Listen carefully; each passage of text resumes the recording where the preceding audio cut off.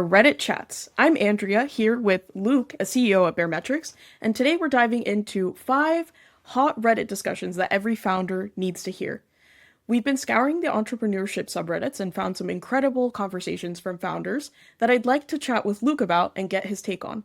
So today we're covering a founder who just crossed 10K MRR and their lessons learned, how many leads small businesses are actually processing per month, founders getting cold DMs from VCs, moving beyond great posts with strategic LinkedIn commenting, we're all guilty of this, and which upsells grow lifetime value without backfiring.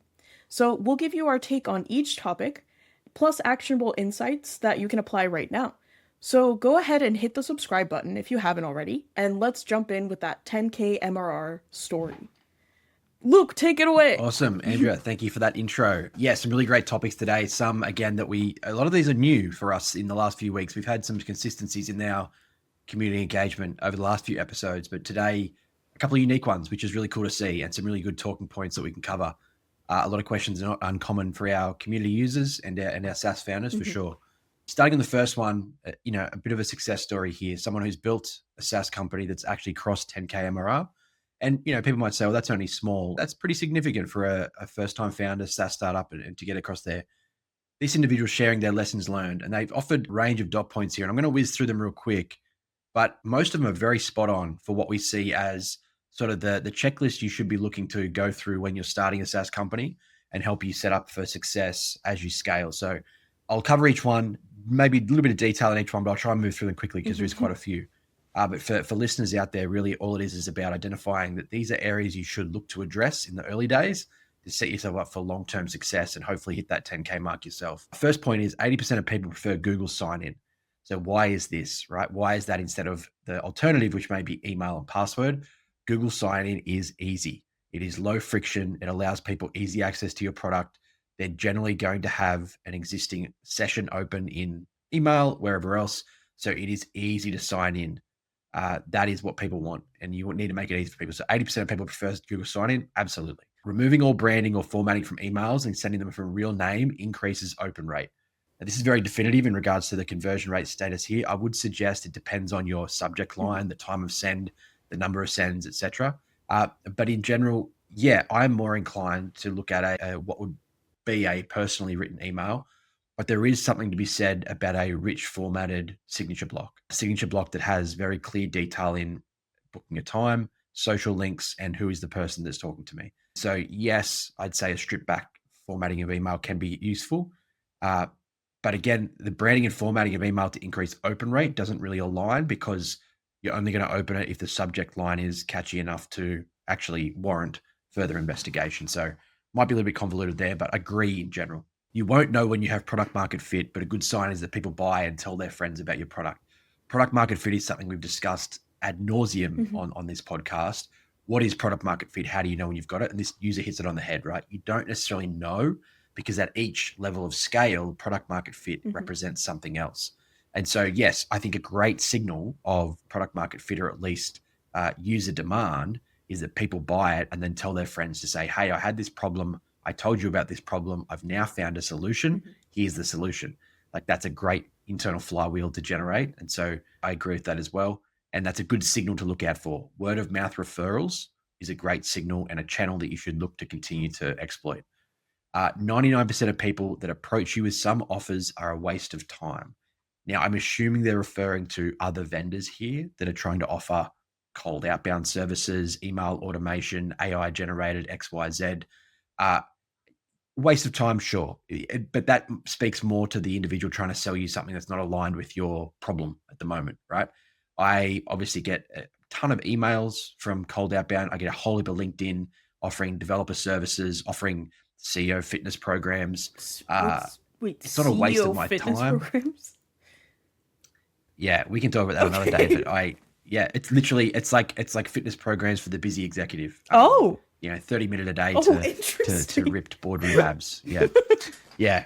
Get them a lot. Don't subscribe to them, but I appreciate the effort. Yeah. So it's only a waste of time if you engage in it, right? So it's more of a waste of time if you think it might be relevant than it's not, as opposed to just having, white noise with regards to outbound. So yeah, sponsoring creators is cheaper, but takes more time than paid ads. So in general, I'd suggest they're talking here about influencers or creators that using the product in live and demos and things like that. Yes, I would generally agree there as well. It is, I wouldn't say necessarily cheaper, because a lot of the time to get someone of influence and someone who has actually got eyeballs on their profile is generally going to be more expensive. It does take time though to craft that relationship and that output so that it does match your brand voice and what you want to achieve. Paid ads are very quick. You can stand up a campaign, throw a budget at it, put it in front of a very specific targeted audience based on their online attributes. So yes, paid ads is quicker. Sponsoring creators, probably a little bit more expensive and does take a bit more time, but can be effective if you get the right one. Interestingly enough, like with the creators point, when I was at this is a different, like, I guess, industry, but when I was working at like this fashion startup, we were targeting people within a certain, like, micro influencers because they're not as expensive. We didn't have a super big budget for Right. influencers, right? But targeting these types of individuals, especially on like platforms like TikTok, and I don't know, TikTok is more democratic in the way that it gives you views, right? Because it just shows you if the content is engaging, it'll keep showing it to other people, regardless of how many followers you actually Right. have. So that strategy worked Yeah, really gotcha. well on TikTok. For Mhm. platforms like LinkedIn, it is like people who have bigger followings and create that over time like tend to have more of a platform, which is a Got it. Yeah. shame because like I would like to use that strategy for our like people on like to reach our ICP because that would be cool. I guess it's just a matter of Yeah, so thinking. maybe it's the quality of the content as opposed to the type of the quality of the creator Right, sometimes when it comes to different platforms, understanding what's actually going to rank and get more eyeballs on it. right. Yeah. All right, sweet. So the next one, building a good product comes down to thinking about what your users want. I think this is pretty self-explanatory and straightforward. Absolutely, you should be putting yourself in the shoes of the user. We build to solve a problem for others. So yes, every design decision you make, every product decision you make should be about what your users are asking for. And I guess more importantly here is having a channel for them to provide that feedback loop so you know continually what the voice of the user is. Next one, once you become successful, lots of copycats, but they only achieve a fraction of what you do. You are the source to their success. Yeah, in a highly saturated market where your product is, a standard SaaS play, that there might be copycats. You need to build a moat. You need to have something that's differentiated and defendable. So that's on you. I would never be able to build a good product if I didn't use it myself. Yep, most people come from a point of personal pain when they build something. So absolutely, and you should be able to use your own product well in your day-to-day. Hmm. Always monitor logs after pushing new updates. Yes, absolutely. Watching for bugs, watching for release problems. Bugs are fine as long as you fix them fast. Yep, absolutely. You should expect it. Bugs are a given. People love good design. This one's a really important one, I think. You see a lot of platforms out there that claim to do certain things, and they may well be. This comes back to that copycat piece. You can have people out there, platforms out there that do something very similar to what you do or very close to identical. But if the design or the user experience is differentiated enough, then you will have that leg up. We find that time and time again with our ability to present, the same metrics you might see in Stripe for a few of our core SaaS metrics. Oh yeah, I can see that in Stripe, but people still come to us because it presents itself.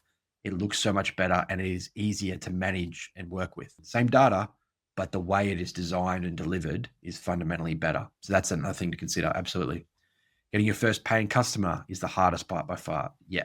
And it's probably as psychological as much as it is financial, right? You need to have that validation that what I'm building is actually worth something to someone else.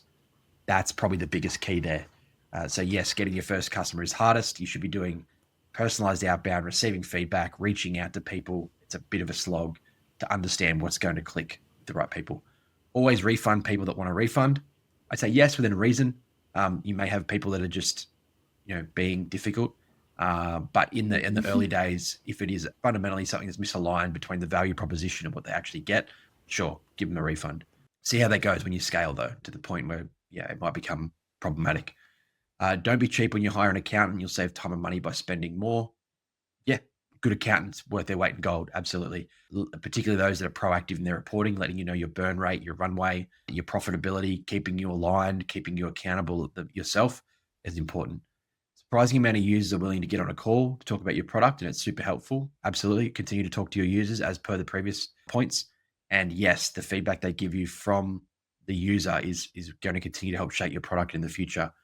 Good testimonials help increase the perceived value. Social proofing is always important. You should always have that on your website, somewhere in your social copy, wherever it might be, having a co-founder that matches your ambition is the single greatest advantage for success. Great co-founders that are aligned in their purpose and aligned in their passion will always deliver an outweighed advantage. And even when things are going well, you'll have moments where you doubt everything and you have to shut that voice out and keep going. Yeah, as with everything, success ebbs and flows depending on the season, depending on, the next release, the new feature. Yeah, there is a level of optimism that you need to have going through those processes. So overall, I think it's a great checklist of just ideas for people to consider when they're building their SaaS. Some of them are no-brainers, absolutely. It may be worth saying because they are. People might skim over them quickly. Yeah, really like this post and really agree with the majority of those points there as fundamental keys to success when trying to get to 10K MRR. Okay, Awesome. moving on. We've got small business. How many leads do you usually process per month? So the immediate caveat that comes up here is what's your industry, what's your platform, right? What's your traffic, what's your volume? So lately I've noticed that I managed to process only about 100 leads per month, find them, analyze and send a message. Seems too little. I feel like I could do better. Maybe I'm not being as effective as I should be. I'm curious, how many leads do you usually process per month and how do you do it? So yeah, it really depends on the business, right? 100 leads per month, 3 a day on general. That's pretty high volume for a one-man shop. Is this person maybe a salesperson and they worry about their individual quota and their individual volume that they can get through? Is 100 like a limit for them? They feel like they can't do more than 100. Not sure what the context here is, but I guess how many leads do you usually process per month will come down to your volume. If we talk about how do you process more, then we might start to talk about automation and filtering and segmentation at the very top end of your funnel. When you have your funnel operating effectively, you should be able to identify those attribution dashboards. So is it a high value lead that showed high intent because they engage with this particular piece of marketing, this particular demo form, they've actually had a call, they're a previous user, all these signals that tell you whether that lead is high value or not will allow you to more effectively put your effort towards those that are going to convert. One commenter here actually, makes a comment, depends on the business. I find it's feast or famine. This is true sometimes. I've seen, it's funny how things can be predictably unpredictable. Our own trial funnel internal to Baremetrics, if you were to look at our metrics graph over time, it's a consistent up down, right? In that you see obviously weekends drop off, holidays drop off, etc., and spikes. But the consistency to which you're going to have a period of maybe 1 to 2 weeks of down engagement versus the other side where it's up, it's interesting to see over time, and it speaks to being able to measure that demand as well over time. But yeah, the raw number is a bit of a trap. You could increase your Google ad spend, for example, and receive 100 new leads tomorrow, but they're all junk, right? They came from low value segments. They're not high conviction. They just clicked an ad because they saw it there, or even worse, they're bots that came through a bot farm trying to increase the domain authority of a page by clicking ads, right? So, yeah, I think monitor trends, identify industry benchmarks, figure out, are you segmenting appropriately? If 100 is a limit, then try and automate those that you can and apply more focus on the high value ones that you can see converting in the long run. That's the best I could offer without much additional context there. This might be a dumb question. No dumb questions? But what do you categorize as a lead? Because I was thinking of it more as in like trials. Yeah, so this is dependent on your funnel because there's certain criteria sales managers will apply to an individual to say that they're a lead, an MQL. So if you go through all of the QLs, or what we'd regard as a qualified lead, right? You have marketing qualified leads, you have sales qualified leads, you have product qualified leads, and the criteria under each of those is different depending on the platform and the funnel. So sales qualified lead generally has been someone that's been asked questions or at least filled out a form directed by sales that has identified that they have project, timeline, budget, right? Something like an authority, something like that. There's usually an SQL framework that sales leaders will apply. MQL is far more diverse. They downloaded a white paper. They engaged with a blog post. They clicked a CTA on a ebook, something like that, where they've engaged with marketing materials. So now they're in that realm. PQL is far further down the funnel for any product. They've engaged with the product. They've done some sort of converting action inside the product, i.e. connected an integration, pushed a packet of data, added a user, added a seat, there's a level of authority there that's came with their engagement with the product. So what is a lead is probably a question that's broken down into those different categories. Beyond that, I'd suggest they're not a lead, they're a visitor, right? That's what we would classify as right. the traffic in general. So yeah, Traffic, I think yeah. you just need to be very clear in how you're monitoring, because people in the early days may well just gather those all together. And so any website traffic into some form of engagement, whether that's start a trial, download an ebook, is a lead. And that's how they want to categorize it. But when you want to have more fidelity in your sales funnel, and this becomes particularly important when you start running optimization, because if you don't know the actions that you've allocated to transfer to what converts a visitor to a SQL, then how are you going to improve that portion of your funnel, right? The actions you apply will generate. If you say you go, okay, well, an SQL is someone who's spoken to sales. My SQL to PQL ratio is this. How do I impact that? Well, I might need to adjust the questions they're asking, their follow-up strategies, the content we deliver post-demo, the email cadence we go through, the time of the week that we talk to them, the length of our trial. There's all these actions that are specific to that SQL to PQL piece. And they will be different to what you might have for, well, they downloaded an ebook. How do I get them to start a trial? Completely different actions, right? And different strategy to get that different conversion. So if you were to say that my categorization of a lead is any of these three, then you're really going to be limited with how you can optimize those particular portions of your funnel. So you want to focus in on what is a lead at any given time. It's not necessarily chronological. It could be action based, but having the fidelity of what is a lead at any time is important. Awesome. Cool. Next one from the Y Combinator community. Often get good inputs from the Y Combinator community. This one's getting cold DMs from VCs. Is this common now? In the past few weeks, I've had VCs from some larger funds cold DM me on LinkedIn wanting to set up calls. Is it common? First-time founder, not looking to fundraise yet, but trying to gauge if this is a sign that I'm headed in the right direction or if this is just how the world works. So two things. It is pretty common. Once you've landed in something like a Y Combinator or an accelerator, or you mentioned something about an emerging startup environment, you will get approached by VCs. And more often than not, it's not necessarily a sign. It is a signal based on a list or a trigger that they've got set up in their sales navigator or their automation tool to say, hey, there's these emerging startups, let's talk to them. This is generally done by, I wouldn't say, I don't like to use the term lower level analysts, but entry level employees that are running lists to generate future demand, really. What I do with this is people say, is it a waste of time? Should you not connect with them? And the comments are a bit split on this.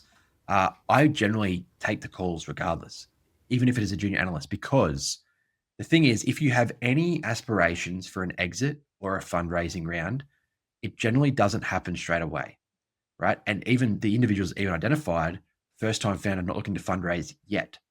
I would rather have the connections and the network before I need it than need it and then have to go and try, because then you're outbounding, right? Then you're doing the calls. And it's far easier to say, hey, Andrea, we spoke 12 months ago. You outbounded me on LinkedIn to talk about the progress of Baremetrics. We've had a great year. We've been expanding, 20% year on year. We're profitable. I'd love to talk about raising a Series A round with your firm. And you've already got that personal connection because you took that call previously. Otherwise, you become a cold outbound in their inbox, right? For me personally, I've always at least taken the time to get on the radar of those people that want to talk to me, if nothing more than to set a network up for future. It helps also that Baremetrics is part of a wider PE firm. So the relationships I make may not only benefit Baremetrics, but other companies in our firm as well, where I can make mutual introductions and et cetera. And even then, as a success story, when I was in one of my first SaaS roles in Dream Factory, I was outbounded by a crew looking to potentially invest, wanting to help us raise funds. We had no requirement to raise funds or no desire, but I took the call. I stayed in touch with that analyst for every 6 months. We had a call for the first 2 years. He then left the firm to start his own SaaS company. I'm now a board advisor to his SaaS startup because he reached out to me and said, hey, you're running a SaaS. Do you want to come on as an advisor for me? So that was like a personal network thing, still professional network now. But I also know that I can tap back into him and say, hey, when you used to work with that firm, like, can we get up a call? And so if you are out there to build a connection and a network, then absolutely take the call. Don't do it to the detriment of your work. And if it's not a priority, it's not a priority. So don't worry about it. But it's worthwhile building those connections early. Okay, interesting one and topical for us. This is on LinkedIn tips, the community LinkedIn tips. Moving beyond, great post. What's your strategy for writing comments that actually start conversations? Been spending more time trying to engage thoughtfully on LinkedIn. That's great. It's an uphill battle against the sea of thanks for sharing and great post comments, which I'm pretty sure are the automated ones you can just click in the comment box, the reply box. Yeah. They don't do much to build real connections that add value. The current approach to this user is to treat the comment section like a mini post. I agree. That's a great way to think of it. Pull out specific one point from the post and expand on it. It seems to get a much better response than generic praise. And this is what we're working for me, but I'm curious what other people do. What are your go-to methods for writing comments that add real value and lead to better connections? So I must admit, I haven't been as proactive in commenting lately as I have been writing original posts. And that's been deliberate. I've been having a personal goal of trying to deliver more value through personal posting. But I commented to you last week, Andrea, didn't I? I said, hey, one of these comments I wrote, I did write some comments. I said, it got more impressions than one of my posts for the week. And when I went back through, it was a highly engaging post. It was topical. It was about something in our business. It was around how you recognize active customers in Stripe versus your revenue reporting tool. And I had something valuable to say because we experienced the same issue with our clients. And so my comment was actually expanding on the original post's sentiment around when revenue is recognized versus when it's actually giving you money. There was a comment around active subscriptions in Stripe. I wrote a brief, maybe a 4 or 5 liner around how we do that and why it's important. And it got a great amount of impressions, right? And so it was essentially a mini post to say, this is my opinion on the matter and why we do what we do. So yeah, I agree that treat it like a mini post. You can get lost in the thanks for sharing great post comments because sometimes even the poster has an army of automated posters sitting in the background, ready to comment and ready to apply weight to that, because the more reactions, the more comments you get, the greater chance the algorithm is going to present that in front of non-connected users. There a reason to that rhyme in the back end. But if you really want to be seen as an active and authentic contributor, then yes, you should be engaging with it that actually talks something about the post, relates it to your own experience, and adds a little bit of value to the comment section. Don't get put off by the thanks for sharing great posts. People can do that just by virtue of wanting to be more active on LinkedIn and click the generic comment. Ones with actual deep comments in there, and even back and forth with a couple of replies, are far better suited than just a generic great post comment. And I think also too, to that point, you're not going to have something to say for every post. And that's okay. That's by design. Find posts that actually resonate with you, or like, you know, if you read something, you're like, oh, I have something to say about this. Like where you naturally have that feeling, you're like, okay, engage with it. But if not, don't feel like you have to just to be seen or whatever it is. Hit your engagement goal. Yeah, and you don't, and that's why you see a lot of that great post or whatever, because people don't feel like they want to or have to engage with each post, but they want to give the poster a bit of a thumbs up, bit of engagement, right? Because they know that that engagement will allow them to, increase their visibility. So they're like, hey, it's my friend posting. I'm going to give them a quick thumbs up. I don't have time to write a comment. I can't add any additional value, but I just want to let them know that what they're writing is worthwhile. So yeah, sometimes it's just as easy as that. All right, on to our last one here. It's from our digital marketing community. Which upsells actually grow LTV without backfiring later? Backfiring, I can only assume, means offering something that has a perceived higher level of value that subsequently doesn't, and they churn because of it. I've tested a lot of upsells in apps, mostly in health and productivity. The classic ones like post-checkout add-ons or pushing annual right after monthly do lift revenue fast. What I keep asking myself is which ones really hold up 6 or 12 months later? For example, bundles that gave us a nice bump in the first weeks, but churn ticked up after because people didn't feel the extra value. Annual upgrades were slower to pick up, but the users who took them stayed longer and complained less. And so my question is, what's the upsell format that actually holds over time? Is it about when you show it, how you frame it, or how naturally it fits into the journey? I think this is a great question. And this is really one of those puzzles to solve when it comes to upselling and getting a customer to be more sticky for the long term. The standard one they offer there is the monthly to annual. We have found generally after about month 3 of a monthly account where that user has been engaged, that is the right time to offer them annual. And I'm talking for SaaS products here, B2B SaaS products in particular. When we look at this, this person's sort of talking about, I think, B2C consumer apps in health and productivity. If I think about my own journey, really what would make me convert to an upsell would be something that is a no-brainer, right? It's like, if you're this invested in the app now, then absolutely you need to move to this. And I think of things like, I think it was MyFitnessPal, other ones like that, where you can actually track your menu or your meals and your calories. They have a barcode scanning tool for your food. So in the first month or so, you'll use the app, you'll put in your training plan, your exercise, you start to monitor that. It's all very manual input. You put in your meal plans, it will give you a brief breakdown of calories, but it's like, but if you really want to get serious about this, add on the barcode scanner and we'll automatically add the nutritional information from whatever you're eating after you've scanned the barcode. And so if you've got to the point where you're dedicated to the app and your fitness journey, and that's going to make it easier for you to track calories, and that's probably a no-brainer upsell, particularly if it's not that much extra. But yeah, I think the ones that are, and the first commenter says this, the ones that are durable or with long standing are those that are tied to user progress, like I just mentioned.